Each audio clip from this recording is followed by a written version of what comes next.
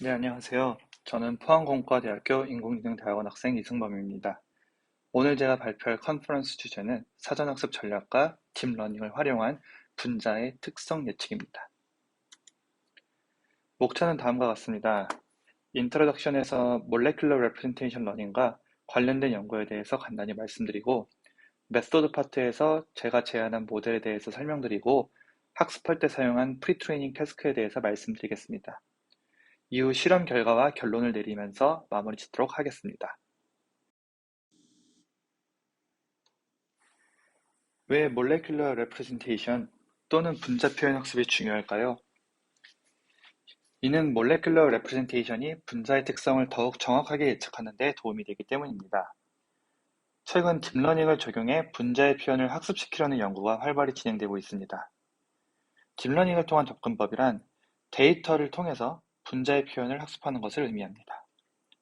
하지만 분자 데이터셋의 레이블링을 하기 위해서는 전문가의 지식이나 값비싸고 시간이 오래 드는 실험을 필요로 하기 때문에 슈퍼바이즈드 러닝을 활용한 딥러닝 접근 방식에 여러 제약사항을 가지게 됩니다.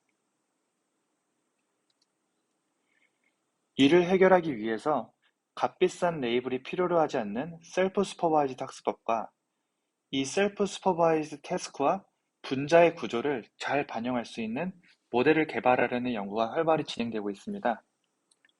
셀프 슈퍼바이즈드 프리트레이닝 태스크를 통해 학습할 경우 레이블이 부족한 문제도 해결할 수 있으며 특정 레이블에 의존하여 학습된 것이 아니기 때문에 일반화를 잘할 수 있다는 장점이 있음이 선행 연구를 통해 많이 밝혀져 있습니다. 모델 측면에서 말씀을 드리자면 몰레큘러 레프레젠테이션 러닝을 위해 전통적으로 RNN 또는 그래프 뉴럴 네트워크가 많이 사용되어 왔습니다. 하지만 레이어를 쌓을수록 노드의 피처가 똑같아진다는 잘 알려진 오버 스무딩 문제로 인해서 깊은 레이어를 쌓을 수 없어 표현력이 떨어진다는 그래프 뉴럴 네트워크의 단점이 지속적으로 제기되어 오고 있습니다. 따라서 최근에는 NLP 분야에서 나왔지만 비전 분야와 같이 다른 여러 분야에서 성공에 힘입은 트랜스포머 모델이 그래프 뉴럴 네트워크와 함께 분자 표현 학습을 위해서 활발히 적용되고 연구되어 오고 있습니다.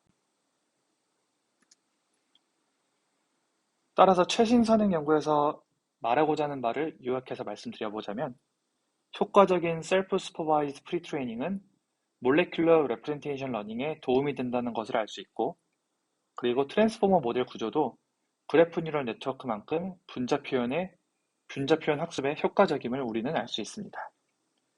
하지만 기존의 연구들, 특히 트랜스포머 아키텍처를 사용한 모델에서 대부분 그래프 뉴럴 네트워크에서 사용한 프리트레이닝 태스크를 그대로 사용해 왔으며, 또 트랜스포머 모델에 더욱 적합할 수 있는 태스크가 따로 연구되어 오진 않았습니다. 따라서 저는 좀 더 트랜스포머 구조에 맞고 그리고 이에 맞는 프리트레이닝 전략들이 필요하다는 생각이 들어서 이런 아이디어를 담은 모델을 이번 연구를 통해서 제안하게 되었습니다. 이제 다음으로 메소드 파트로 넘어가겠습니다. 메소드 파트에서는 제가 제안한 모델에 대해서 설명을 드리도록 하겠습니다. 먼저 제가 제안한 모델은 트랜스포머 아키텍처를 베이스로 한 캐스케이드 구조를 갖고 있습니다. 이 모델이 기존의 연구와 다른 점은 두 개의 분리된 인코더인 스트럭처 인코더와 프로퍼티 인코더를 갖고 있고, 또한 두 종류의 태스크인 노드 레벨, 그래프 레벨 태스크가 존재하며 이 두 태스크가 각각 다른 인코더에서 수행된다는 점입니다. 이러한 이유 때문에 저는 이 모델을 캐스케이드라고 명명하였습니다.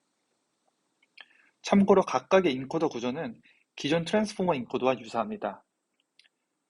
오른쪽에 있는 큰 그림을 보시면 제일 밑에서부터 하나의 몰레큘이 인풋으로 들어가게 되고, 스트럭처 인코더를 통해서 나온 노드 임베딩의 값을 가지고서 노드 레벨의 태스크를 수행하게 됩니다. 그리고 스트럭처 인코더 이후 클래스 토큰이라는 스페셜 토큰이 하나가 더해져서 이 토큰은 프로퍼티 인코더를 통과하게 되고, 최종적으로 이 토큰의 임베딩이 프로퍼티 레벨의 태스크를 수행하는 데 사용됩니다. 마지막으로 분자의 기하학적인 정보를 넣어주기 위해서 라플라시안 포지셔널 인코딩과 엣지 바이어스를 추가하였습니다. 한 가지 인코더 부분에서 기존 바닐라 트랜스포머 모델과는 다른 셀프 어텐션 레이어의 모디피케이션에 대해서 말씀드리겠습니다. 저는 셀프 어텐션 레이어에 엣지 바이어스를 추가하였습니다. 밑에 식에 보이는 AIJ라는 부분은 i번째 노드와 j번째 노드 사이의 어텐션을 계산하는 오퍼레이션입니다. 기존 바닐라 트랜스포머의 어텐션 값이 왼쪽에 나와 있고 오른쪽에 파란색 박스 안에 있는 엣지 바이어스가 새롭게 추가되었는데 이는 분자에서 아톰과 아톰 사이의 위치 정보에 따라 학습 가능한 파라미터를 넣어준다는 것을 의미합니다. 이 텀을 통해서 몰레큘에 지오메트리컬한 정보를 넣어주게 되었습니다. 다음은 태스크와 관련된 설명입니다. 태스크는 크게 노드 단위의 정보를 맞추는 노드 레벨 태스크와 그래프 단위의 정보를 맞추는 그래프 레벨 태스크가 있습니다. 다시 노드 단위는 인접 정보인 어드제이센시, 본드 타입인 본드 타입 태스크, 그리고 원자의 종류를 맞추는 아톰 타입 태스크가 있습니다. 밑에 그림으로 몇 가지 예를 들어보면 어드제이센시 쪽을 보시면은 두 개의 노드가 주어졌을 때 두 개의 노드 사이에 연결이 있는지 없는지를 맞추는 태스크입니다. 그 오른쪽에 본드 타입을 보시면 역시 두 개의 노드가 주어졌을 때 이 두 개 사이에 본드가 서로 어떤 타입인지를 맞추는 태스크입니다. 그 예로는 단일 결합, 이중 결합 등이 있겠습니다.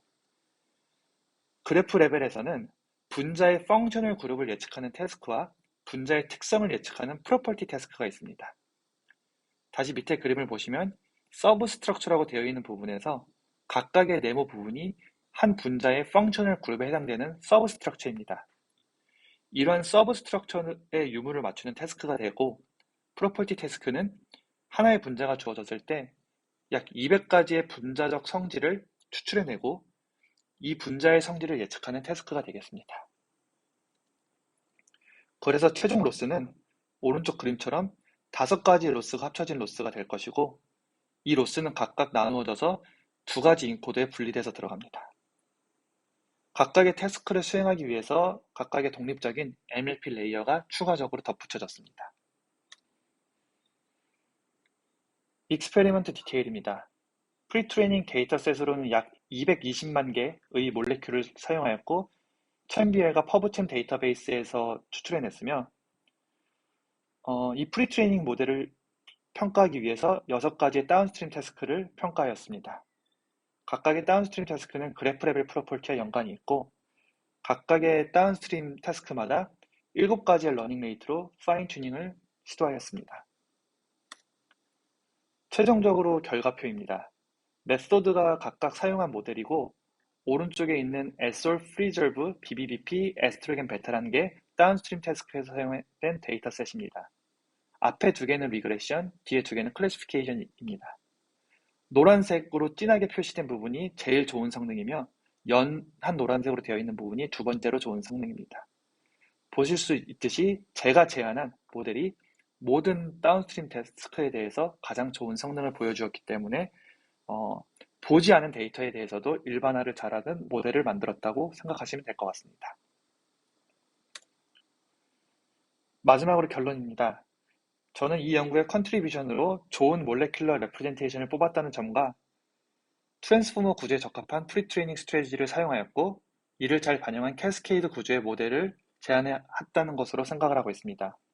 한편 단점으로는 제가 각각 사용한 로스들의 역할을 좀 퀄리테이티브한 분석으로 확실하게 보여주지 못했다는 점을 줄 수 있으며 다음 연구 과제로 생각 중입니다. 네, 이상으로 제 발표를 마치겠습니다. 들어주셔서 감사합니다.